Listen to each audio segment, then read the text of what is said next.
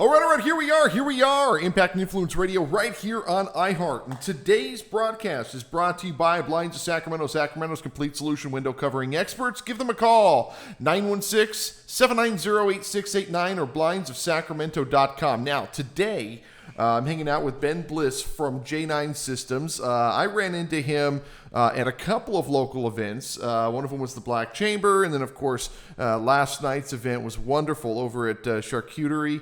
How you doing, brother?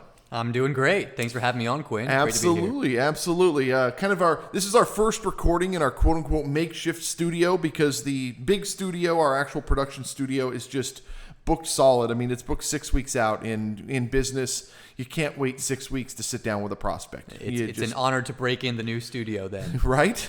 The new gear. Yes. We're in a wine lounge. I guess that's kind of a good thing. You can always bring a bottle of wine, stick it in the fridge there, and keep going. All right, so we're going to be talking about J9 Systems. We're going to be talking about what systems are and what this looks like for small businesses. So what is a system, first of all?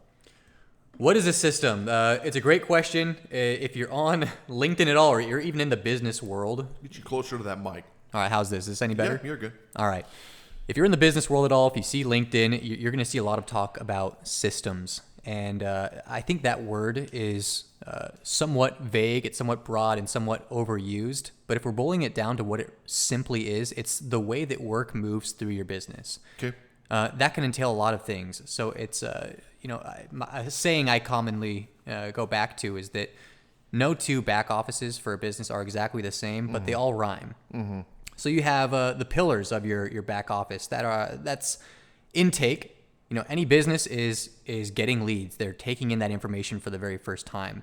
Then that usually translates into, if you're a service business, you're going to be giving a quote. You're going to be giving a proposal. Here's what we're going to do for you. Here's when we're going to do it by. These are all the deliverables.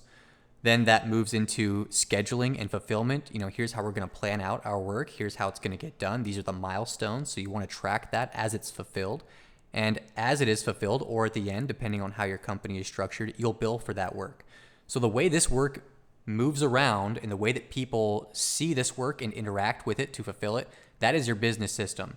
Now, you could technically have a Google spreadsheet, and that is your business system. Mm-hmm. And you could call it a system in the same way, I guess you could call a cardboard box a house. There's good, better, best.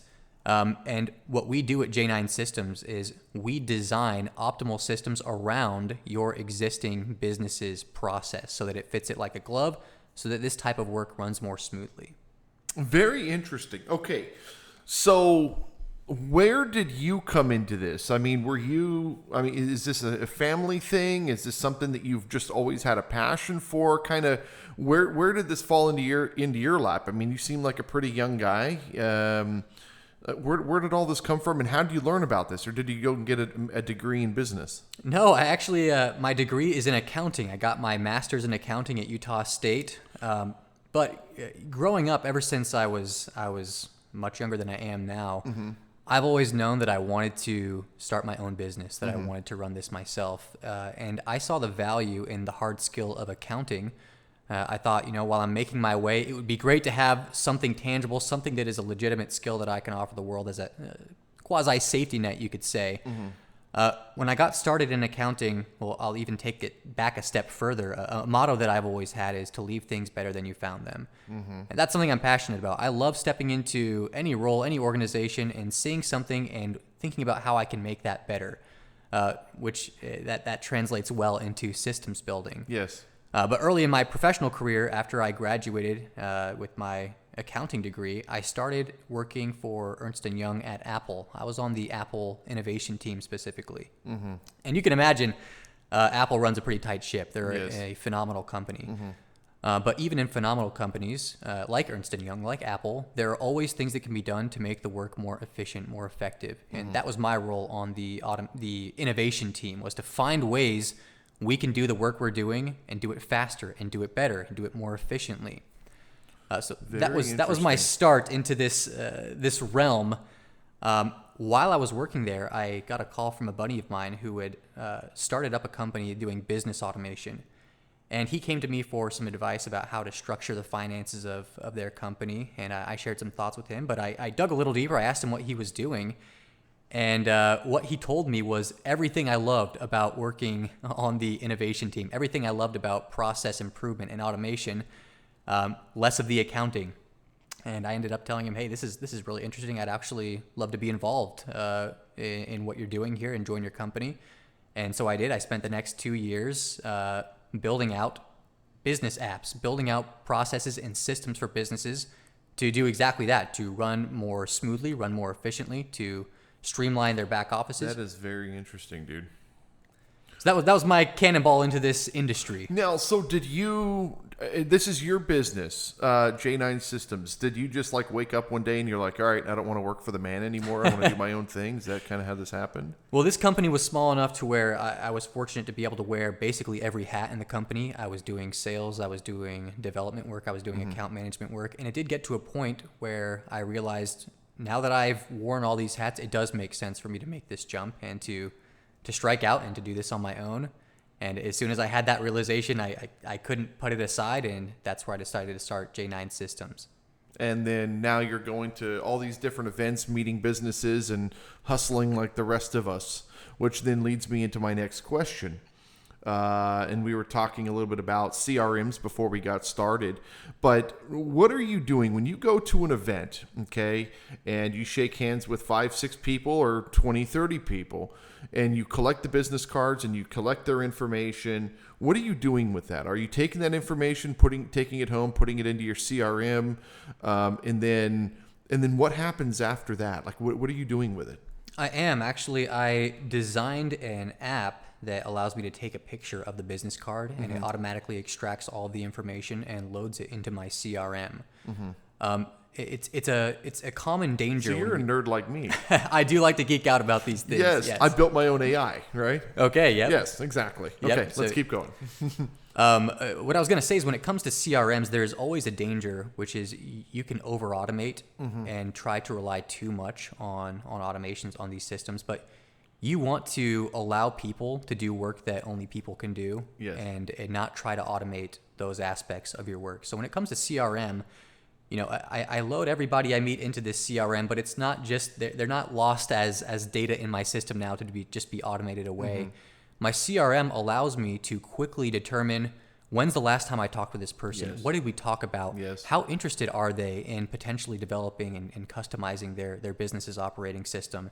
And based on that, I know how to follow up as a human with these people, and I know when it's appropriate to, and I have stored context for the conversations that we've had.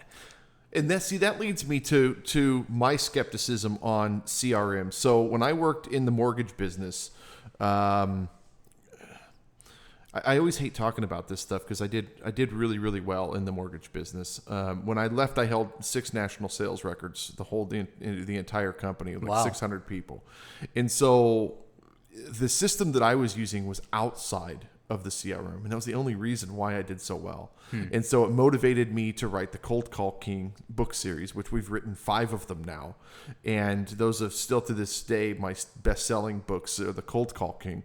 And it literally is not using a CRM, it's using Excel, but it's a touch system, and it's a way to become as efficient as possible in your calling strategy, and knowing when not to call. And see, the issue that I had with CRMs is you're taking all these notes, you're putting all of this information in there, and that takes time. Sure. And so what you want is you have an X equals X equation. So how many prospects that use X number of open deals, X number of open deals equals X number of not necessarily closed deals, but there's interest. I mean, we sent the invoice out, but the invoice hasn't been paid. And then you have an X number of closed deals after that. And then they're color coded based on what we've done with the touch systems. And so, and there's a whole thing, a part of it, which I don't need to, I'm not trying to sell me, I'm trying to sell you. But the point is that when we go to these networking events and I take the guy's business card and I come home, I could easily take all of that and put it into my spreadsheet. And personally, it doesn't really make sense to do that anymore. What we do is I just send the guy a text message either that night or in the morning. Hey, it was really great meeting you, blah, blah, blah, blah, blah. And then if the guy never responds, well, why are we going to chase the guy down if he literally isn't responding at initial point of contact? Sure. He's expressed interest. Sure. Now, are we going to run into the guy again? Yes, absolutely. We're going to run into the guy again. And then we're going to sit there and we're going to shake hands and we're going to go, hey, dude, I sent you a text. He's going to go, oh, yeah, I got it, but I didn't do anything. Blah, blah, blah, blah. But why would I chase this guy down? Why would I put all of this data into my CRM and sit here and do the follow-up? Okay, I got to call this guy after 2 weeks. I got to call him after 2 months. I got to call him after 6 months. I got to call him after a year, when the guy didn't even respond to the very first message that went out. And that's the issue that I have with CRMs. Okay. That's fair. That's a valid criticism, but my pushback would be... and I love the pushback. Let's do this. Yes. So let's think about what you're tracking here. You obviously want to know, has this person even responded to me? Is this worth pursuing? Yes. And imagine if your spreadsheet now, next to the name, showed you, this is the number of responses I've gotten back from this person. Well, I don't even put it in the spreadsheet at this point. I just send the guy a text message. All right, that's fair. But Yeah. If you're going to be, what was it? What was the award you got? Cold Caller of the Year, whatever the award was you yes. got. You're going to need to manage these. You're doing some high volume. Yeah. So if you imagine quick access to, this is the number of responses I've got from this client. And not only that, but imagine anytime you sent a text or received a text or sent an email or received an email or made a phone call, that was also logged. So now I see next to their name, I see that I've received 2 calls from this person and I've sent 3 texts and I've gotten 2 texts back. I have a quick glance overview of that information, and that helps me to determine. And that's all done through automation. Yes, it is. Now, the question I have is that does there have to be a caller system or a caller? Can all of this be done from your phone, or do you have to have a caller system in your computer, and you have to do the click to call through the computer and all that? No, you can install this on your phone. Now, you do have to have an API-friendly phone platform. Okay. If you just have a personal Verizon account, they're probably not going to expose an API that lets you track your calls and connect that to a system. But there are a lot of great products. I'm not sponsored by them, but I will bring up one that we like, which is Quo, formerly OpenPhone. Okay. So now our whole team is connected to the same phone numbers. If somebody reaches out to us, we can all see what that follow-up is. You can set permissions if you don't want certain team members seeing certain threads. It's totally customizable. But that makes life easier to not have to worry about logging a note of, hey, I talked to John about this. If you can just click on their contact and see this is our entire thread. Calls, emails, texts, it's all here in one place. Very interesting. I still don't think it's efficient. How so? I don't think it's efficient. I think we're chasing people. We're chasing not interesteds. We're chasing people that if they were interested, if they were in our ecosystem, they would be here.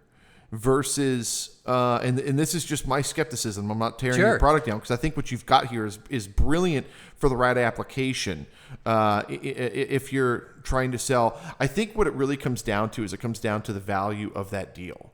Right? If you're in the mortgage business, there's tens of thousands, if not hundreds of thousands of dollars on the line. Sure. If you're in the car business, there's thousands of dollars on the line. These clients that I've got are $300, $500 clients. I don't think the efficiency I don't think is there. But that must mean then that you're pursuing high volume of outreach. So you might talk with 100 prospects in a week, maybe more. I don't know what your actual number is. Yeah, it's about that. So if you're looking at prospect number 87 and you're wondering, did I ever hear back from him? Maybe you just remember every single conversation you've ever had. No, but what happens is we don't see people don't answer their phone anymore. And so the whole cold calling system was you send a text, you send an email, and then you make a phone call. But people don't answer their phone anymore. I can have, we had a call center thing set up when we were with the BBB, and we would make 200 calls and get 3 people to answer their phone. Well, it was extremely inefficient. Game, yeah, right. It was very inefficient. And so, in 10 years ago when I wrote the Cold Call King series, I was making 600 calls a day by myself with a cell phone. And oh my God, well, how would you do that? Because people used to answer the phone, and we try to keep the phone call to 1 minute. And then, and unless we know that there's interest, then we'll keep the call to 10 minutes. It was all about efficiency. And so where things are today, you send the text message because people aren't going to answer the phone. You send the text message, and if they don't respond, that number is still in my database here. So what happens is with the magazine, for instance, with Impact and Influence magazine, April is coming out today in print. It came out 2 days ago in digital.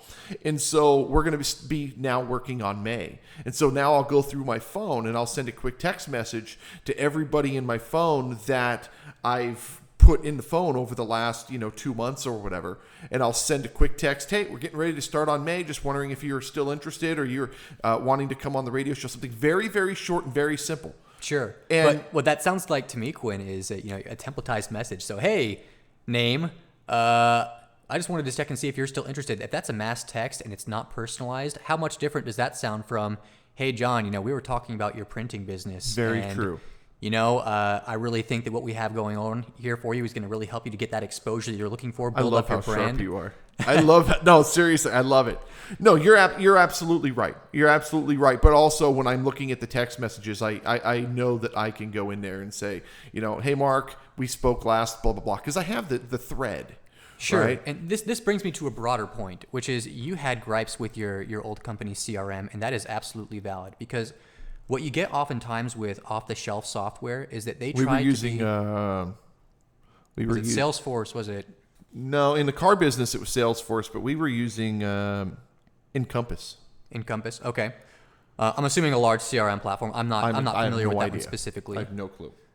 What companies will often do is there's a spectrum. There's no system. There's just their Google Sheet, and then there's the other end of this, which is an off-the-shelf software. We bought something that we're just going to try to implement. Mm-hmm. And what these off-the-shelf, these SaaS products try to do is be everything for everyone. And what inevitably happens is because they're trying to cater Instead to of something every that fits single for that company, business. exactly right. You end up drowning in features that you'll never need. And even though it can do all of these amazing things, nobody's using it for that. And what's so funny is you're coming in and you're asking me these questions, and I'm telling you I'm efficient, and you keep telling me that I'm not, and I keep telling you that I am, and you keep telling me that I'm not, and that is the mindset of a business, and this is why people need to sit down with you. Yeah, I still think I'm efficient. I think you're pretty efficient too. However, there's a lot that can be done still. Yes, yes. And those are conversations that should be had. Absolutely. So, lead gen. What do you guys do to help businesses actually generate leads and find leads and tackle those leads and then convert that into sales? So one thing we can do, and we don't try to impose our methodology for running a business necessarily to a business owner, but what we do is take successful and well-working processes and bake them into your system. So what does that mean? If I were to sit down with you, Quinn, and say, let's say you didn't have 100 clients to follow up with. Let's say you just had one. Uh-huh. In the best world, all your only job is to wow this one lead, to bring them on, to give them the best possible service. What are all the things that you're going to do to first get this lead interested, and second, make sure they have an amazing experience with your service? And I'm sure you could tell me all kinds of things. Well, I would follow up in this way. I would make sure to mention these attributes of their business. And when I'm actually working with them, I'd make sure I'm following up and staying in touch on the results that they're getting, whatever that is. And when we have it dialed in for just the individual, we can now expand that as part of an automated process to the masses. So that's what we like to do with business owners is they usually know how to do the work themselves. But this is also a key distinction between a business and a job. A lot of business owners actually just have a high-paying job. Maybe it's not even a high-paying job. But there's a difference between that and a passive business. Correct. And that's what we were talking about last night. Exactly right. So if we can take what's in your head, Quinn, the way that you interact with your leads, the way that you serve them, the way that you help them to get to the next level, and have that logic exist in your system so that when somebody gets in touch, when somebody's added to your database, they're followed up with in the way that Quinn would follow up with them. And they are scheduled in the way that Quinn would schedule them, whether it's for a podcast or for getting into your magazine, whatever that might be. And usually these business owners, they can do it fantastically themselves, but where they struggle is losing control over the quality when they try to scale their businesses. Yes.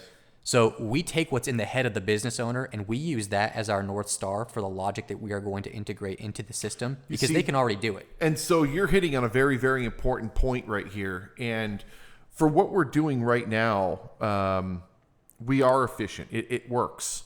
What we're doing. And it also filters out the garbage, right? The people who are kicking tires, we can quickly get rid of them without having to delete their file because we just delete the phone number out of our phone. But as this thing grows, we can't use this system. Absolutely cannot use this system. And furthermore, what happens when we start bringing on sales teams? Like, I mean, essentially right now, basically what 100%. happens is I send the text message out to the guy, all the business cards or whatever. And then, I see Frank in 2 days and I give him a stack of business cards, and then Frank then follows up with those people and sees what he can do with them.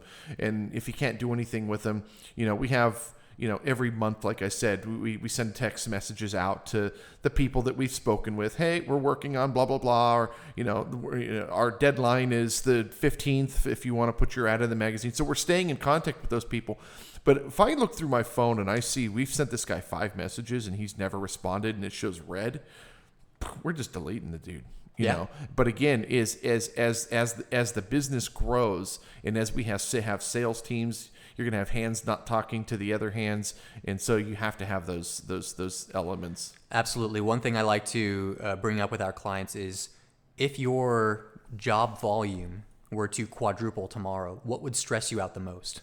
What are the areas that would really cause you to lose sleep? I love that, actually, because our business is designed for that to happen, and it not actually affect our business. And so we're in the business of doing one thing, that's selling magazines, right? That's the intention. Amazon does all of our print and distribution. Sure. So if, let's say, we woke up tomorrow and there were 1,000 orders, cool. We just made, $6,000 and we don't have to do anything. And so the advertisers are the advertisers, right? And so the whole point is we want to sell more print at magazines because that's really where the money's at. But the advertisers themselves, I mean, yeah, we raise the price. We still have the same number of ads. There's only X number of pages we can have in the magazine. Right. As the product becomes more valuable, we keep the same level of clients. It just increase the price. And then, of course, you just end up with higher quality clients. Sure. And so with the way we've designed this, remember, I designed it to be passive. I didn't design it to be for me having to sit in the seat all day long. Right. Even though when you're building something, you do have to sit in the seat. And it's inevitable. I have to do these recordings, right? Right. But it's also, this is art also, so it's fun, Yeah, and that's the kind of work you want to be doing. Not you don't want to be a data clerk. You don't want to be just copying pasting data. If you're the business owner, you want to be doing things that just apply to your unique skill set. Now, the future. Where do you want to take this business? What's next for J9? I love the fact that we're able to empower business owners who otherwise may have been deterred by the thought of dialing in their systems and really taking advantage of the amazing technology that is out there today. Mm-hmm. A lot of them are concerned about, well, I know it's the age of AI. Am I keeping up? Oh my gosh, am I going to get left behind? How do I even begin to implement some of these things? Then you ask AI if you're falling behind, and it will tell you. It will say absolutely. And then it'll say, okay, well, what do I need to do? And it'll give you 15 steps on what you need to do and start doing that. Yes, but let me tell you a story we had with one of our other clients. They were a bookkeeping business, and they came to us. They had a very specific problem, which was, we take in clients and we put together a proposal for their business and how we're going to serve them. And we need all kinds of data. We need the structure of their business. We need the platforms they're on. We need their headcount, all of this. And it takes us so long to plug all of this into our master spreadsheet to give them a number for what we're going to charge them. He said this takes us about 6 hours for every client just to put together this massive spreadsheet. And so that was the issue that we tackled. What we built then was an automated intake system that took all of that logic from that spreadsheet, put it into a simple form, most of which the client could fill out before even sitting down. Well, the client's client could fill out before sitting down with our client.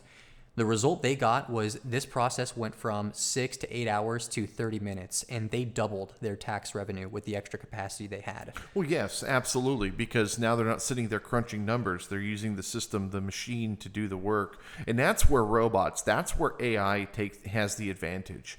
These are great tools. Yeah. And we just have to use these tools. That's what the technologies are here for. Absolutely. And another story, I met a business owner who scaled his business to $16 million a year, and he came to us for a system as well. Mm-hmm. And he said, let me show you what I've been working on. And he pulls out this leather-bound book. Mm-hmm. This guy was a note taker. Mm-hmm. He was methodical. He was meticulous, but he'd been tracking a lot of his work orders just in his big book of everything in his head. Mm-hmm. So it is possible. You can get very far, even with a pen and paper, even with an Excel sheet. Well, they did for they did it for 5,000 years. Absolutely. But if we're talking about being competitive and taking advantage of the opportunities that are available to us by way of technology, we'll quickly find that there's so much more efficiency we can gain by properly adopting those tools. Well, they're talking, now with the help of AI, you could build $1 billion company as a sole proprietor mom and pop. You can have one person build $1 billion company now with the use of systems and AI and the technologies. And you don't have to have a huge enterprise anymore. You just don't. But here's something else that is often not considered. What you and I are doing here right now, I'm having fun doing this. I imagine you are. I hope that you are as well. I have a blast doing this stuff. When we talk about systems and automation, we're also talking about quality of life. Who likes to take client information and copy and paste that into a scheduler and then copy and paste that into an invoice and then create invoice lines? So what we're doing is making jobs more meaningful. So the humans who are at your business are actually able to do tasks that only humans should do. Maybe it's talking to people. Maybe it's following up the clients and helping them out in a more personal way. But all of this data entry and moving records around, it makes life so much more enjoyable when your work is meaningful. Yeah, absolutely. No, absolutely 100%. J9systems.com 9730482 607-973-0482 J9systems.com. Anything you want to add before we get out of here, brother? No, if you're a business owner and looking into, if any of this resonates with you and you think, man, I could really benefit from some of this, please do reach out. I'd be happy to come take a look at your system free of charge and see what we could do for you. But I'm excited to be here. Thanks again, Quinn, for having me. Absolutely. And of course, I want you a part of what we're doing. We're going to have that discussion once we wrap up here. So J9systems.com, 607-973-0482. Thank you again. And thank you guys for listening. We'll see you next time. Bye-bye.